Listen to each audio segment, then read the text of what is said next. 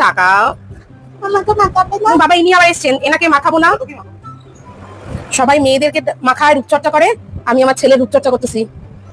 কারণ এই দেখো, বাটলি মাখা বাচ্চার মুখ ট্যান পড়ে গেছে রোদে খেলা খেলা, তাই না? এখন মুসুরির ডাল বাটা মাখাচ্ছি, মুসুরির ডাল একটু বেটেছিলাম, তাই না? বাটা মাখাচ্ছি, জানি না ট্যান রিমুভ হবে কিনা, যেহেতু ওরা অন্য তো বাচ্চাদের স্কিন, দেখি কিছুতেই লাগাবে না, কিছুতেই লাগাবে না। দেখো এখানে পড়ছে আর আমি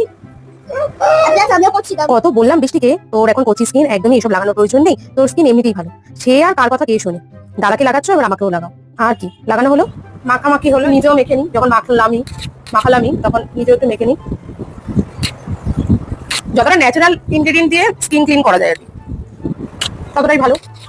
এমনিও আমরা জানি যে মুসুর ডাল কতটা স্কিনের জন্য ভালো। আর বললামই ছোটবেলায় ভীষণই মাখতাম, মানে এর আগের কথা বলছি।